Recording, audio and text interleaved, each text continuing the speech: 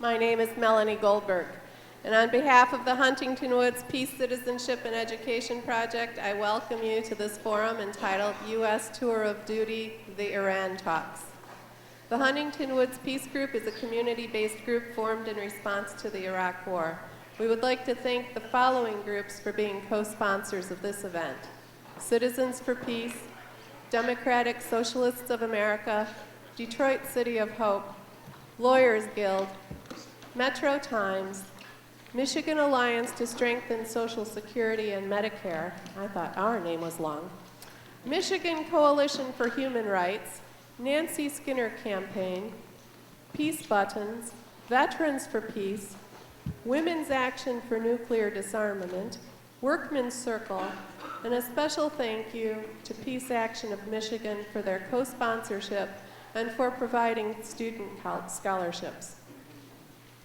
If you would like more information on any of these groups or becoming a member of the Huntington Woods Peace Group, please stop by the tables in the lobby after today's presentation. I assume that most of you know these two gentlemen sitting on either side of me, and that's why you're here, or you've heard of them. So let us welcome Scott Ritter and Jeff Cohen.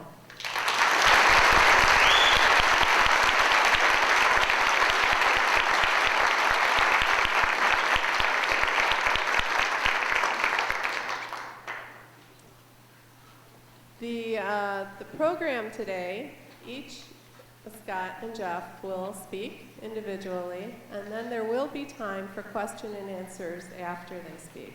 So please hold your comments until then. Jeff and Scott have a plane to catch, so we have to adhere to a very strict schedule. So if you feel that your question, there was no time for your question, we apologize in advance, but we do have a time limitation today. Our first speaker is Jeff Cohen. Jeff worked for MSNBC as an on-air commentator and senior producer of Donahue until the show was terminated on the eve of the Iraq War. He founded Fairness and Accuracy in Reporting, otherwise known as FAIR, co-hosted Crossfire, was a weekly panelist on Fox News Channel's Newswatch. He was National Communications Director of Citizenship for President in 2003. His latest book, on sale here, is Cable News Confidential, My Misadventures in Corporate Media. So welcome, Jeff.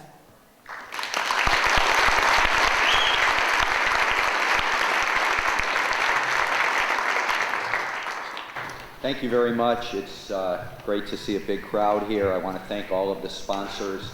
Minor problem is I'm in the process of losing my voice. When I was on a regular TV pundit, my daughter was 6 years old a few years ago, and people would say, "What does your dad do for a living?" And she would go. So me without a voice, it's a little bit like Anna Nicole Smith without breasts. There's not much left. But, I do want to say that the passing of Anna Nicole, because I watch a lot of TV news, was a world historical event. A couple of weeks ago, the Pentagon released the scary videotape with the audio added onto it, showing Iranian speedboats apparently confronting 3 U.S. naval warships, including a guided missile destroyer in the Strait of Hormuz. That's the same place that 20 years ago, near the end of the Iran-Iraq War, a U.S. guided missile brought down an Iranian civilian airliner and killed nearly 300 people, including 66 children. On the tape that was released by the Pentagon 2 weeks ago, a menacing voice that we were told came from one of the Iranian speedboats is heard to say, in broken English, "I am coming to you. You will explode in a few minutes." The only problem is that a few days later, we learned that the Navy was admitting they had no clue where the voice came from. They had no clue whether it had anything to do with Iran or the Iranian speedboats. Indeed, former Navy commanders who'd been in the Strait told the Navy Times, which is not a left-wing publication, that the voice likely came from shore from well-known non-Iranian hecklers. To me, and I'm not a professional intelligence officer, it sounded remarkably like the voice of Borat. But it did indeed sound staged. The misleading tape with the lethal threat aired prominently on every single TV news network and radio network in the country, including NPR and PBS. And then when the doubts started arising, needless to say, the doubts were given far less prominence. If you polled the American public, was there a confrontation lately? It was, yeah, they're threatening to blow up our boats. The tape's release was well timed for President Bush, who was then en route to the Middle East, trying to unite the Arab and Sunni regimes against our new #1 enemy, the Persian Shia regime of Iran. It allowed President Bush to threaten Iran yet again that all options are on the table. Bush called it a provocation. I think as Americans who are concerned about the state of affairs in this country and the world, we have to be asking ourselves, who is provoking whom? Who is threatening whom? There's one rule that best explains mainstream media coverage of U.S. war and intervention. With apologies to the WHO, that rule is, we will get fooled again. From the perspective of accurate and independent journalism, mainstream media coverage before the Iraq War was a total, massive breakdown, a massive failure. Unfortunately, from a historical perspective, and you know this if you've seen the movie War Made Easy featuring Norman Solomon and narrated by Sean Penn, you know that the mainstream media have repeatedly led our country into war based on pretense, based on false evidence, concocted evidence, always quoting the intelligence sources, the Pentagon sources, usually unnamed. One of the prime culprits globally in the journalistic failure known as Iraq was a former employer of mine, the media mogul Rupert Murdoch. Yes, I worked at Fox News every week for 5 years.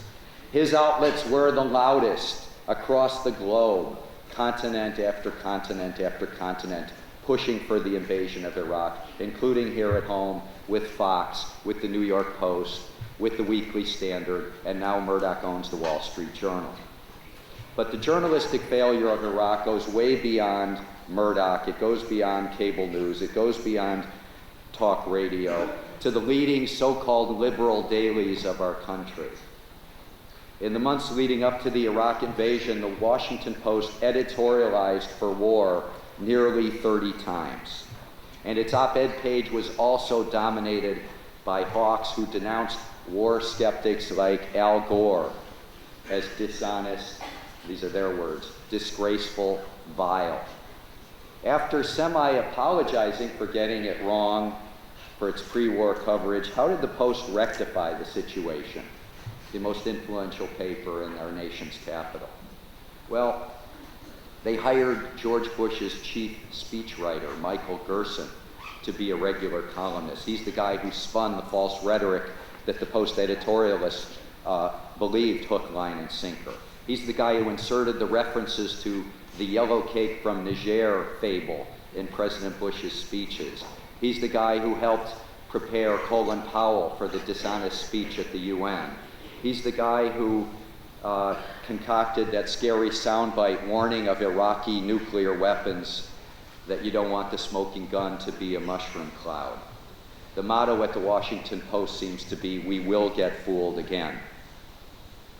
The New York Times front page was instrumental in the invasion of Iraq, with scare stories relying on unnamed White House and unnamed intelligence sources that turned out to be totally false about Iraq's alleged weapons of mass destruction. And that was not just a failure of the reporters, Michael Gordon and Judith Miller. That was a failure of the New York Times top editors, the whole editorial hierarchy. After semi-apologizing for its bad coverage, how has the New York Times rectified the situation? By giving even more power and visibility to the reporter Michael Gordon.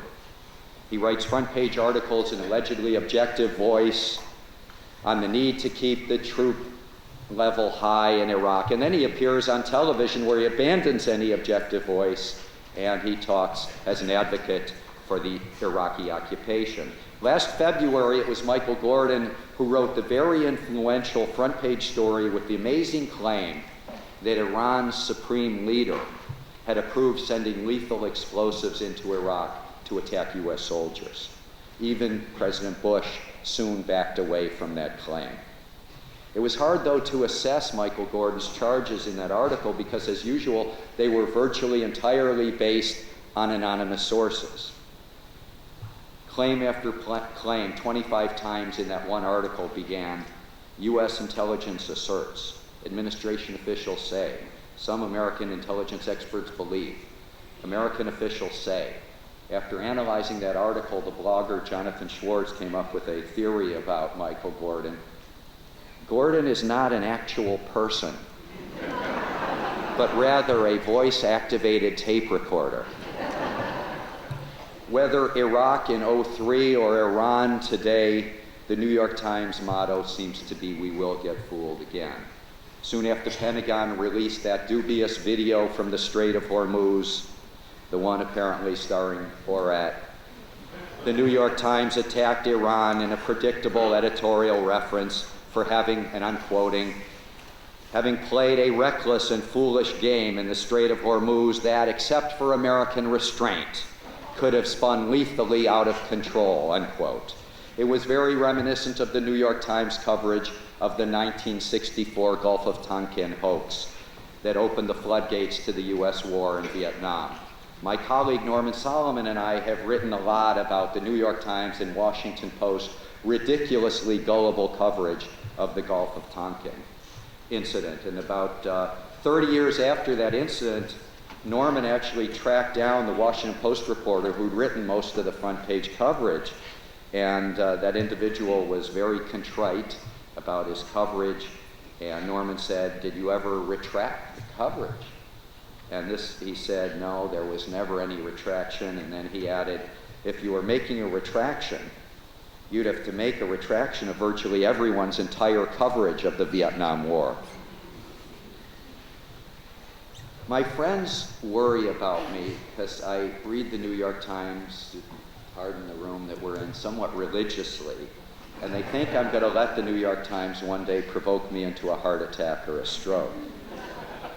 Trust me that even if you don't read the New York Times every day, you are getting the New York Times bias in the mainstream media that you consume on electoral politics here and abroad, on foreign policy, on economic policy, especially if you consume NPR, PBS, the Detroit Free Press.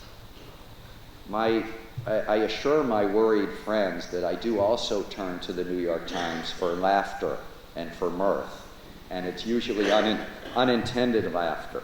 As, for example, last year, when the Times is putting clothing on the emperor, there's nothing funnier to me. Like last year when the Vice President's Chief of Staff was on trial and the Times wrote earnestly in a news report, the trial has chipped away at the public image of Mr. Cheney as a sober-minded policy architect, unquote. I also turn to the funniest part of the New York Times, which is, of course, the corrections box. The main function of that box, with its picayune corrections of utterly meaningless facts, is to say everything else we wrote yesterday is absolutely true. Early this month, the Times offered this fairly typical correction. A front-page article about the elevation of Benazir Bhutto's 19-year-old son to succeed her as chairman of the Pakistan People's Party misstated the name of the college he attends at Oxford University. It is Christ Church, not Christ Church College. Like a lot of you, I was not sleeping well until that was set straight. But here's the more substantive correction you will never get from the New York Times. But anytime you read the New York Times or the Detroit Free Press or listen to the national news from NPR, you should be having in your mind this correction. It would allow you to make the proper calibration in your mind to be able to decode the facts that you'll be getting. Yesterday's reporting was based on the assumption that U.S. foreign policy is motivated by noble intentions and democratic aims, unaffected by economic or selfish or corporate interests. That assumption is wrong. We regret the error and retract all of yesterday's coverage.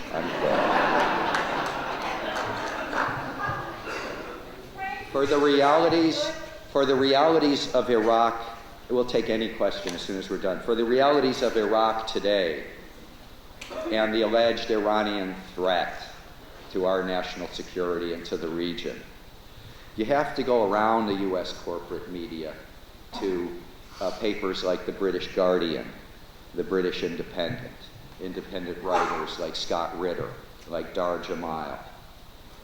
It's not prominent in the U.S. media, but according to a recent ABC-BBC poll, huge majorities of both Sunni and Shia Iraqis want the U.S. troops gone, and 57% of Iraqis today support attacks on U.S. troops. We're always told that, in the last few months, where the coverage could be sub-headlined, how I learned to stop worrying and love the Iraqi occupation. We're always told there's less violence now in Baghdad. And the reality is, that's true. And as Dar Jamal writes, it's true because Baghdad has essentially been ethnically cleansed and divided with entire neighborhoods, surrounded by the concrete walls and the security checkpoints, and it's a powder keg ready to blow. Patrick Coburn in the British Independent wrote recently that, quote, Iraq has become a land of warlords, and each faction is better funded and better armed than ever. Why? Because our government is funding and arming most of the factions. It's an incoherent policy that gets almost no scrutiny. During the so-called troop surge, according to the Iraqi Red Crescent, the number of Iraqis displaced from their homes has multiplied. The UN Refugee Commissioner says that 2.3 million Iraqis have fled the country, 2.3 million are internally displaced. That's 20% of the country. That's the equivalent of 60 million Americans. Think about Hurricane Katrina in New Orleans multiplied 100 times. Many in the mainstream media have an interest in prettifying the current situation in Iraq, since it was their errant reporting that contributed to the invasion in the first place. The media's role in the invasion is very personal for me, because I witnessed the crime firsthand until I was terminated along with Phil Donahue by MSNBC for political reasons, when we were the most watched program on MSNBC. That's not usual. You don't usually cancel your most watched show. Those of us who were in the media and we challenged the evidence that Iraq was a threat, and we warned of the consequences of invasion, just like we're warning of the consequences of even an aerial bombardment of Iran. But those of us who back then in 02, 03 were acting properly, journalistically, skeptically, for the most part, we've been banished from the media. Scott Ritter is somewhat banished from the media. But those who echoed the official deceptions, whether out of gullibility or out of ideology, they've largely seen their careers flourish. I'm not aware of a single TV news anchor or host or correspondent or so-called expert who lost their job for getting such a huge story so totally wrong as almost every one of them did. There was one hawk with me when I was in MSNBC. He hosted one of the shows, and he did lose his show. Why? He was kicked upstairs to become the general manager of the channel. In 2002, I debated and opposed an invasion of Iraq on MSNBC week after week, and the rule was that I couldn't discuss the weather without being balanced by at least one fire-breathing right-winger. The good news is I never had to debate Ann Coulter because when we were scheduled to debate, she said she wouldn't debate me. I was the staff member at MSNBC. She was the invited guest promoting a book. Which one of us do you think appeared solo on MSNBC? She did. My debate segments were terminated completely as the war neared, replaced by non-debate segments featuring the retired generals and colonels and former CIA officers. Never had to be in debate, never had to be asked a tough question. Why? Because they were introduced as independent, objective experts.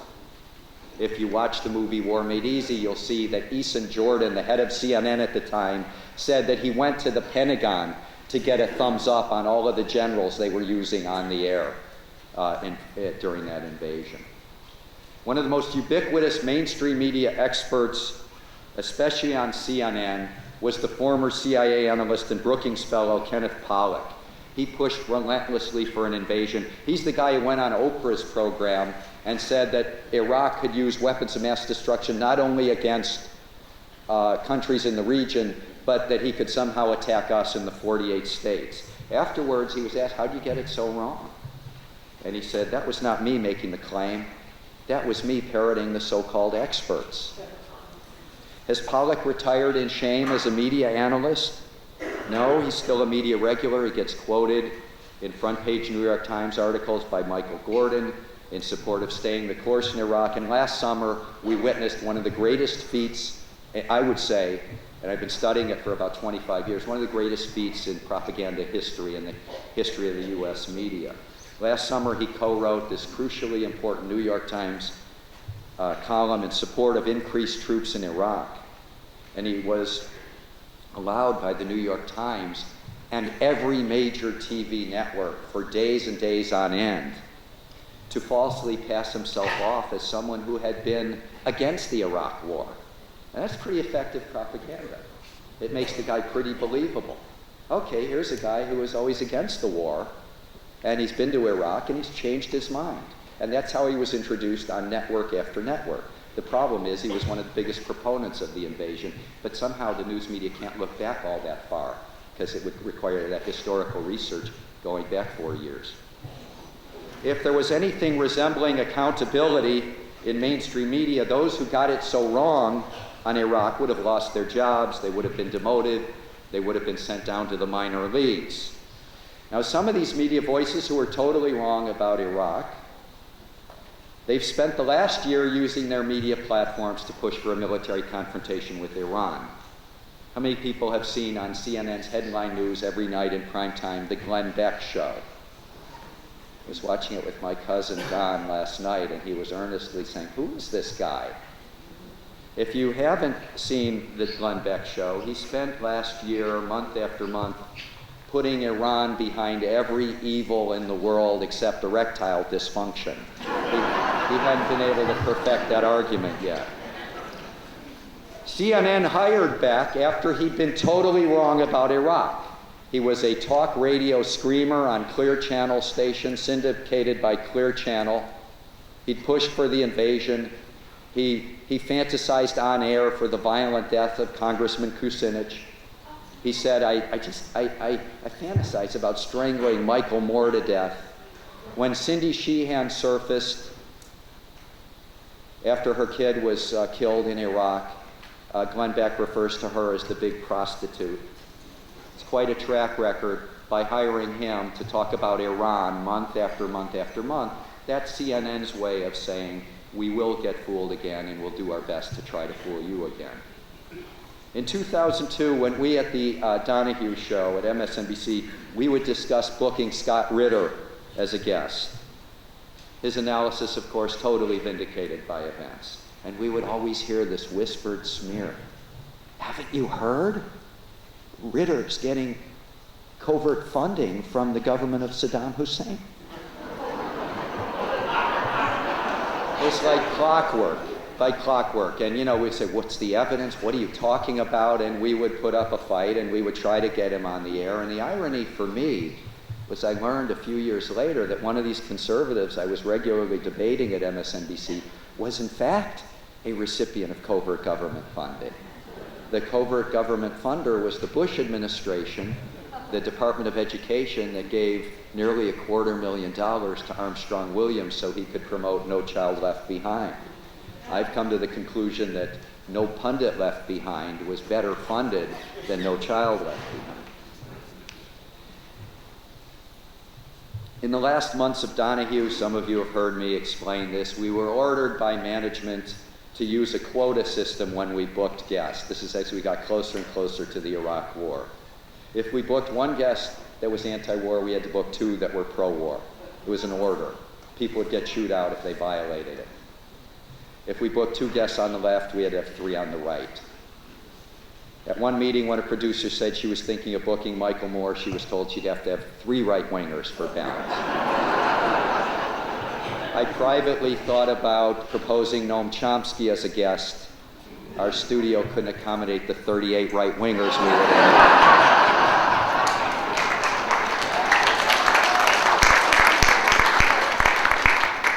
When we were terminated, that memo surfaced, and it's in my book, an internal NBC memo, never supposed to go public.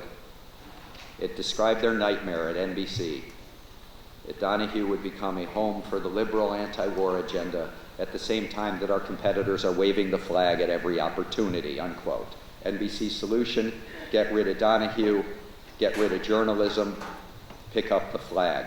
When journalists are so busy waving the flag, they don't have the energy to do their job, which is to ask tough questions before our young men and women are sent overseas to kill or be killed.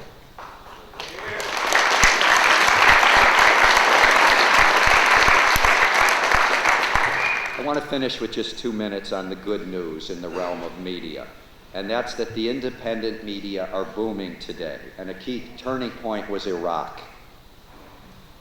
As the U.S. is invading, Phil Donahue's being muzzled, Scott Ritter is being somewhat banished. I learned at MSNBC that the former U.S. Attorney General who argued against the invasion, Ramsey Clark, he was on some sort of blacklist. Journalists are picking up the flag and putting down their notebooks. And it led to a crisis of confidence for millions of Americans in corporate mainstream media, and that's a great thing. As a consequence, BBC was reporting that their viewership of Americans was going up. We have these millions of internal exiles from U.S. corporate media, not just from the jingoism, but the tabloidism of mainstream media that's much more aggressive in exposing the petty criminal incidents of Paris Hilton and Britney Spears than war criminals or corporate criminals and criminal polluters. Independent blogs that started in 2002 or later now have millions of readers. Independent websites keep growing, like commondreams.org, which has everything Scott writes and everything I write. TruthDig, alternate.org. Amy Goodman's Democracy Now! Keeps picking up new outlets.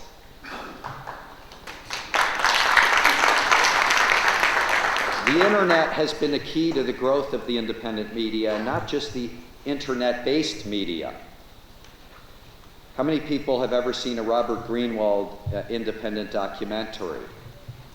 Greenwald is the guy who has no TV network behind him, no movie studio behind him, but he uses the internet to finance his movies and to find an audience.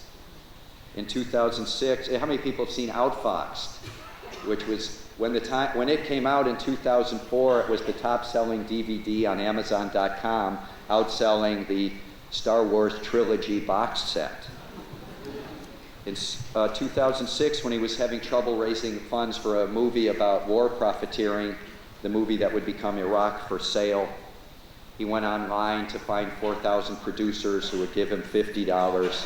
They needed $200,000. In 10 days, they raised more than that. The movie was made quickly, way before anyone in mainstream media was turning a critical eye on Blackwater, and it was shown heavily during the 2006 election campaign. Early last year, way before the mainstream media showed much of an interest, another independent journalist and longtime correspondent for Democracy Now!, Jeremy Scahill, put out his book, Blackwater, The Rise of the World's Most Powerful Mercenary Army, and it's become a big bestseller. This is an exciting time for independent journalists. A growing number of independents are actually making a living now doing journalism. It's a far cry from when I started my journalistic career in the early 1970s at the Detroit Fifth Estate. And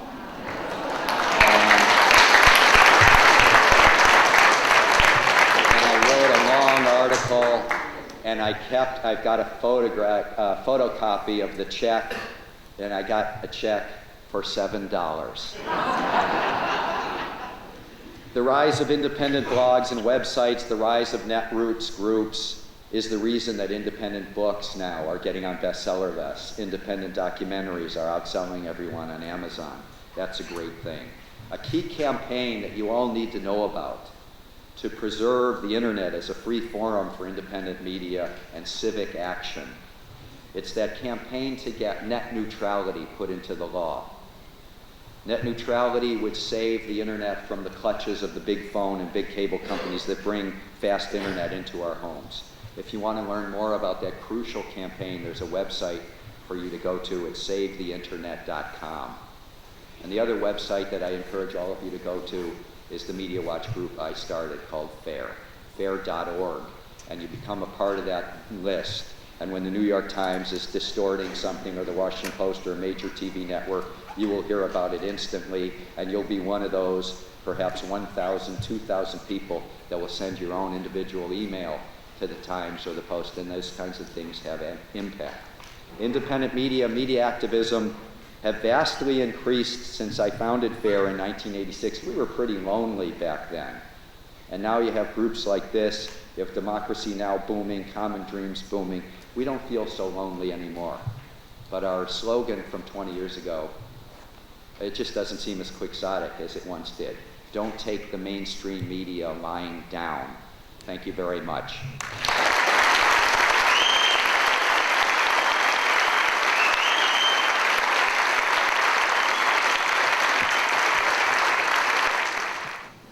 Next, we're going to hear from Scott Ritter.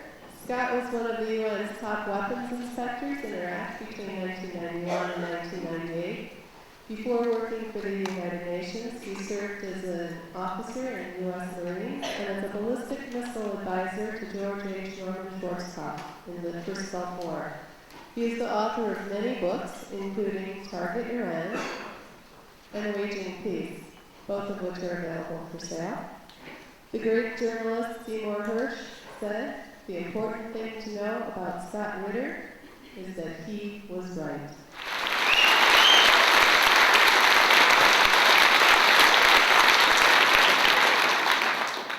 I'm still suffering from Michigan hospitality last night. So.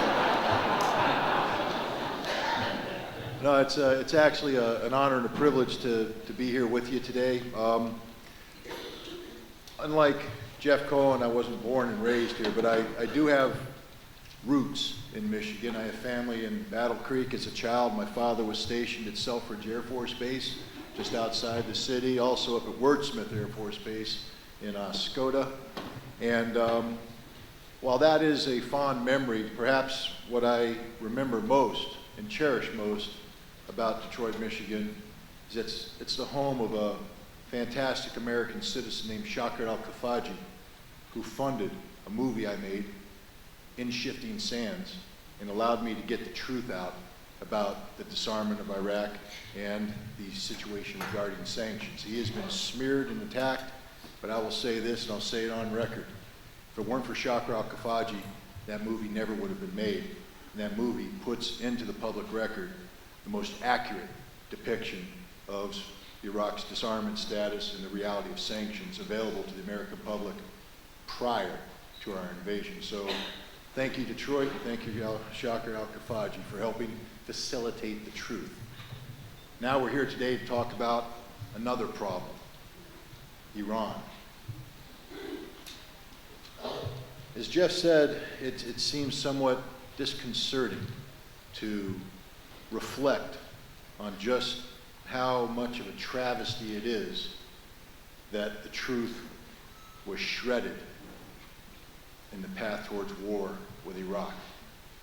One would hope that we collectively would be able to learn from our mistakes, that we could recognize patterns of behavior when we see them repeating themselves. And unfortunately, perhaps with this audience excused, the majority of America seems not to have learned anything at all. In the lead up to the war with Iraq, the collective ignorance of the American people about the world we live in was exploited by the media and by the government to take the fear that is generated from ignorance and manipulate it and mold it and condition it in a path that led us to the quagmire in Iraq.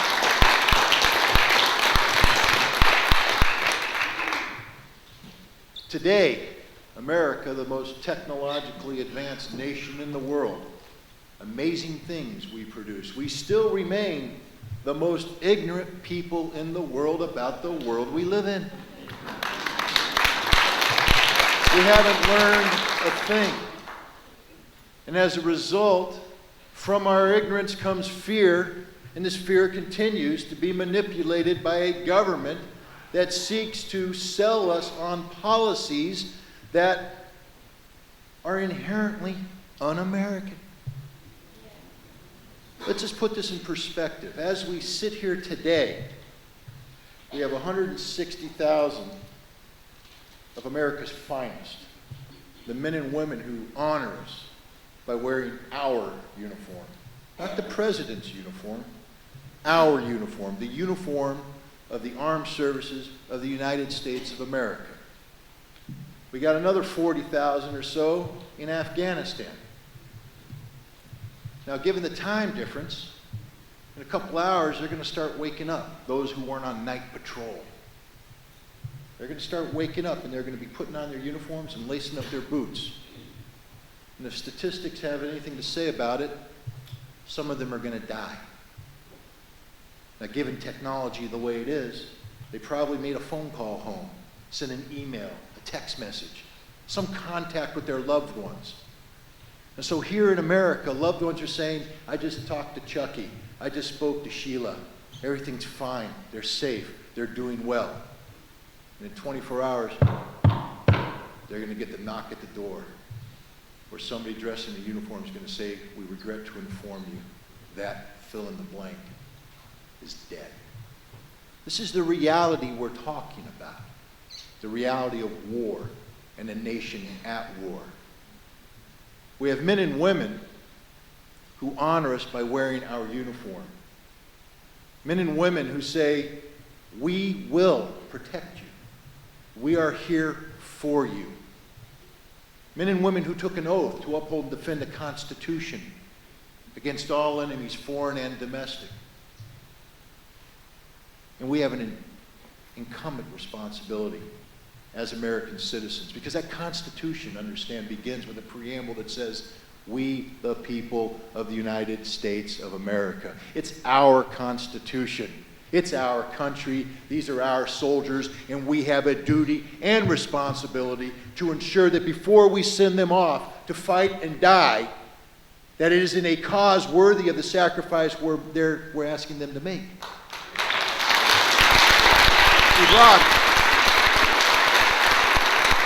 Iraq was no such cause. Iraq was not worth the blood of one single American, let alone nearly 4,000 Americans, and yet we, the people, haven't learned a damned thing, because we are on the path towards a repeat of military misadventure in the Middle East today. Instead of Iraq, though, it is now Iran. Now people will say, well, Scott, you're getting a little excited. You know, I'm tired of that. 12-year veteran of the United States Marine Corps, I've been to war for my country. And I stood up in 2002 and used the skills that the government gave me as an intelligence analyst, as an intelligence professional. Skills that allowed me to accurately predict things like Soviet missile production rates, our inability to interdict Scuds, and the fact that the UN weapons inspectors had been effective in getting rid of WMD.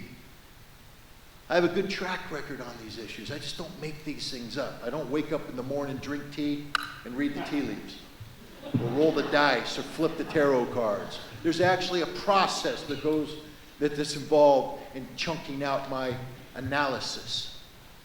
And I said in 2002 we're on the path towards war with Iraq, and most people went, nah, I just don't see it.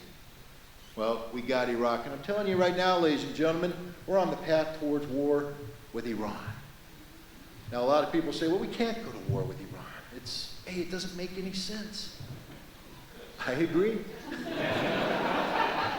Unless your name's George W. Bush.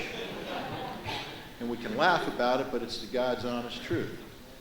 You see, in the way that our country has allowed itself to deviate from the path of law as set forth by the Constitution, a system of checks and balances where we have an executive branch and a legislative branch working in concert to develop policies reflective of an American ideal and American values, that's gone.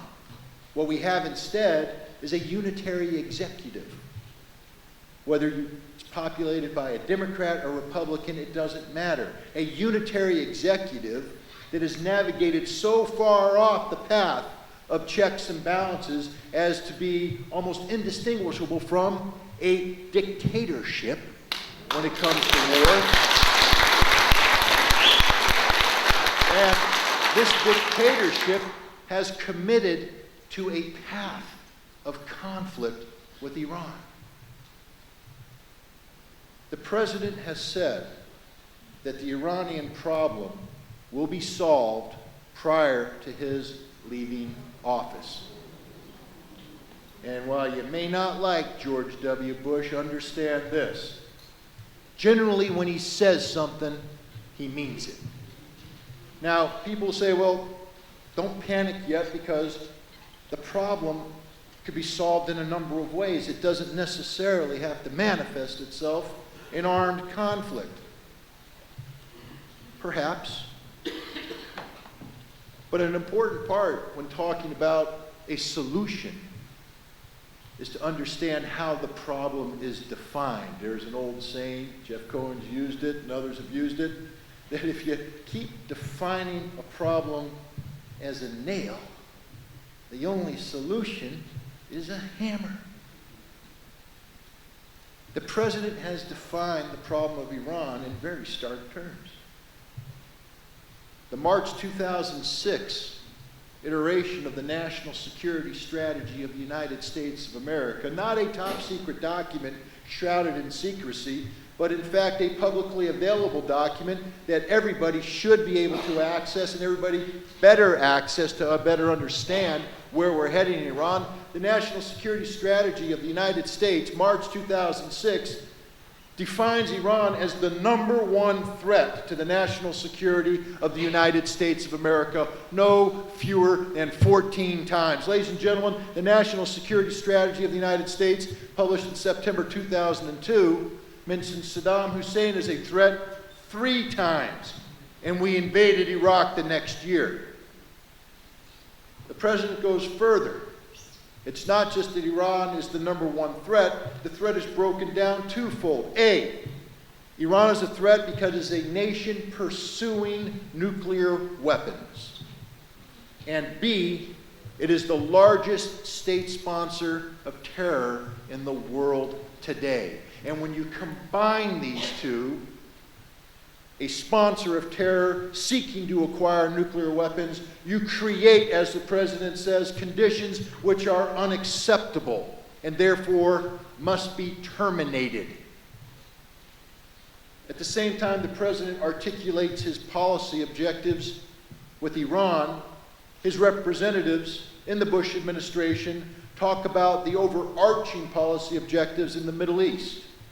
Condoleezza Rice has testified on numerous occasions before the Congress of the United States, stating clearly, without hesitation, that the policy of the United States in the Middle East is a policy of regional transformation, inclusive of regime change in nations the United States deems to be incompatible with our vision of how the world should be.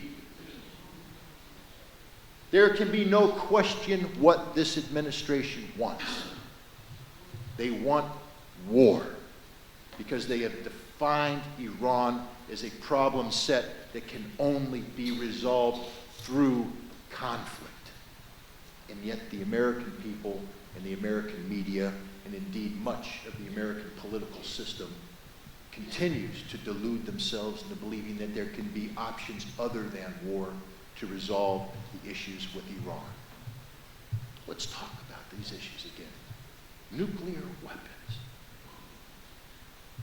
Now, I will tell you right up front that if somebody came to me today and provided absolute proof that Iran was pursuing a nuclear weapons program, I wouldn't be here. I'd be going back to the Marine Corps prior service recruiter and demanding to be put back on active duty and begging to be put into the first wave of Marines into Iran, because that would truly be a threat to the security of the United States of America. You see, the Iranians have said they don't have a nuclear weapons program. their leader, the supreme leader, the Ayatollah Ali Khamenei, has said that nuclear weapons are incompatible with Islam. And he says that the Islamic Republic of Iran will therefore never pursue nuclear weapons. So he has basically forsworn nuclear weapons, using as collateral the foundation of fundamental belief systems that defined Iran. So what's it say about Ali Khamenei and Iran if they are in fact pursuing nuclear weapons? It says they cannot be trusted, and that's why I would oppose them. But the bottom line, ladies and gentlemen, is that there is no evidence whatsoever that Iran is pursuing a nuclear weapons program. None. But it's been imprinted over and over and over again in the mindset of the American people that this is in fact the direction they're heading.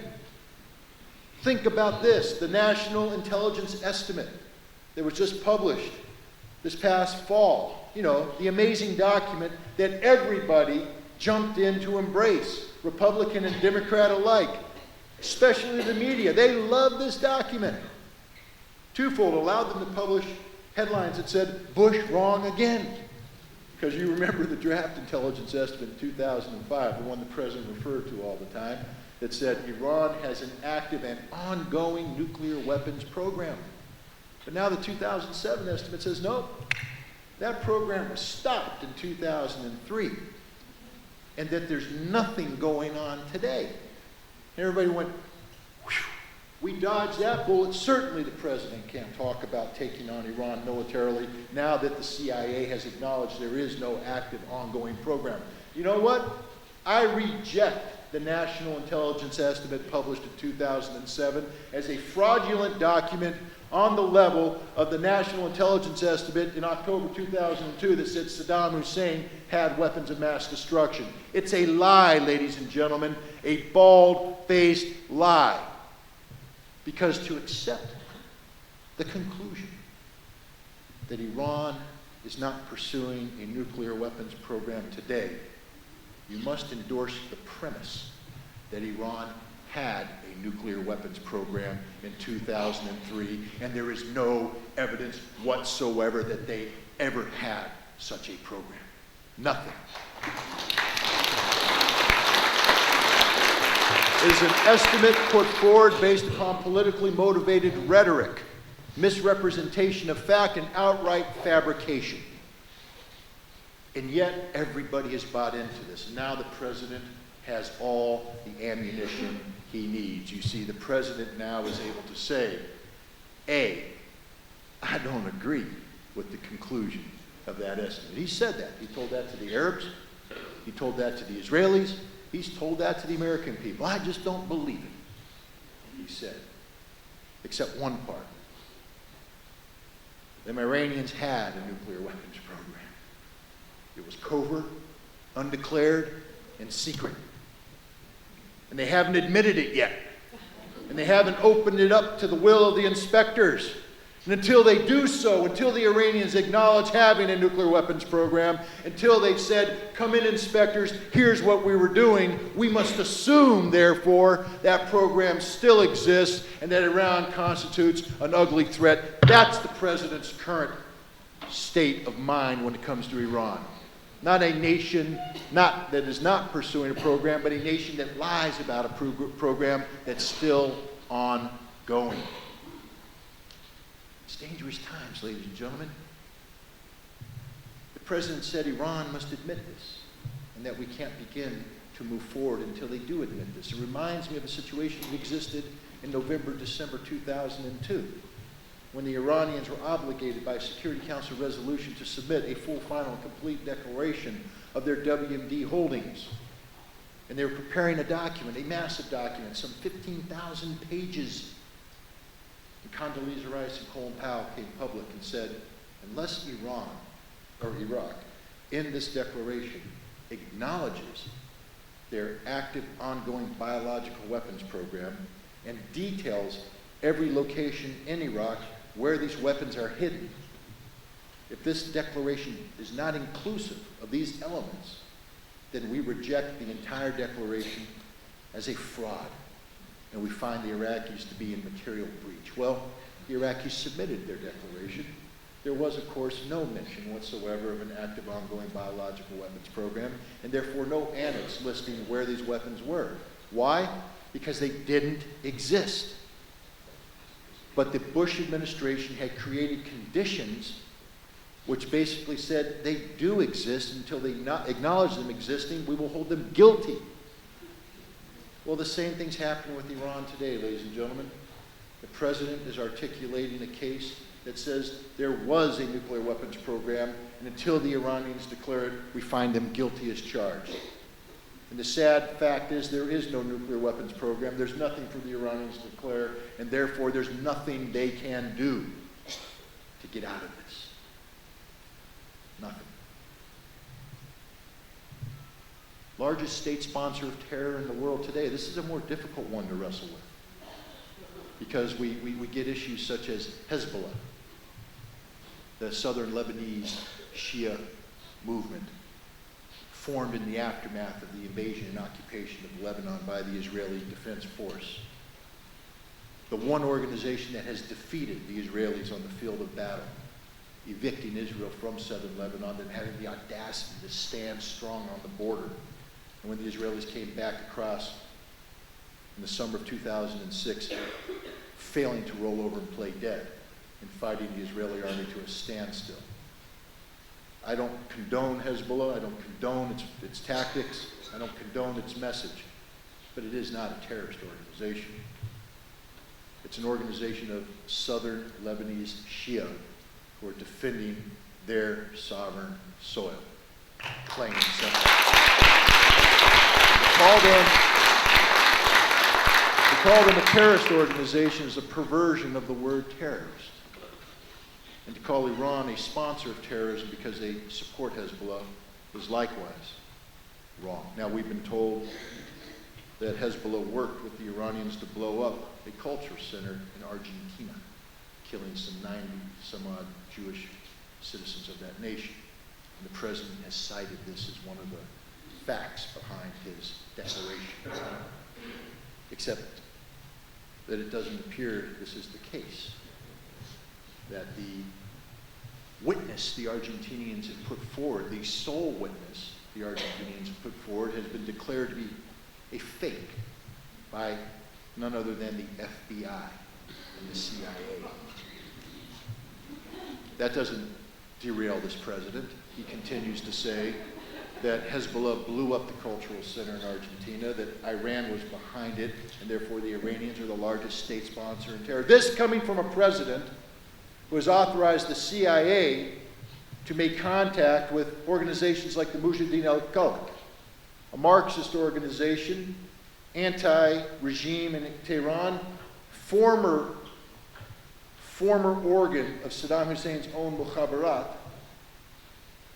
declared by the State Department to be a terrorist organization, and yet we give them money so that they can carry out operations inside Iran, operations that include blowing up bridges, assassinating political leaders, and creating instability through violence.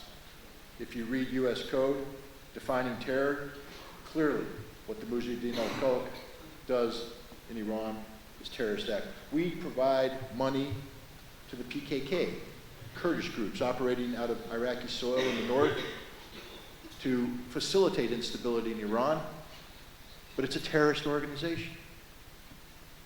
Ladies and gentlemen, this president is leading us down the path by playing Orwellian word games. War is peace. Freedom fighters are terrorists. Terrorists are freedom fighters. Up is down, left is right, right is wrong.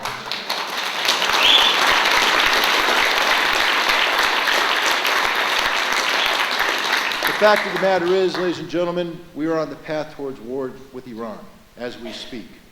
It's a very dangerous time.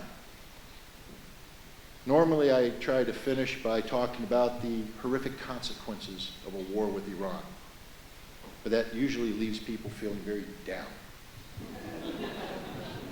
I'm going to do my best to try and do the opposite. It's tough to work with this material, though, because it's such a downer. War is almost inevitable.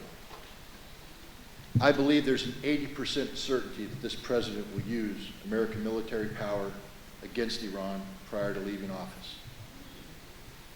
But we can stop it if we just get our act together. This is not a war, ladies and gentlemen, of national security imperative. Iran poses no threat to the United States of America whatsoever. This is an elective war. This is a war that we choose to engage in. Therefore, what we need to do is find the means to stop the war. One such means is on the issue of economic sanctions. Just the other day, the Bush administration oversaw a sanctions summit in Berlin where the Security Council is going to pass yet another resolution sanctioning Iran. Simply put, ladies and gentlemen, the sanctions are a trap. And the longer we facilitate sanctions, the better guarantee there is of war, just as was the case with Iraq. Sanctions aren't about behavioral change.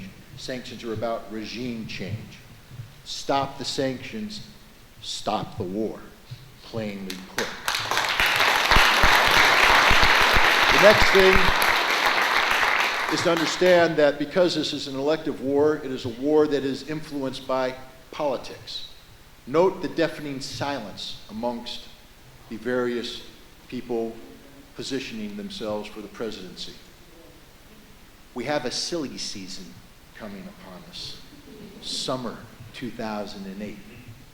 And if we can inject Iran into the national debate and force these people who want to be our leaders to discuss Iran, there is a chance, a very slim chance, that the lies and deceit of the Bush administration regarding the Iranian threat will be exposed to such an extent that even this unitary executive, this American dictator, won't be able to take us down that path. So that's what we have to strive for, ladies and gentlemen.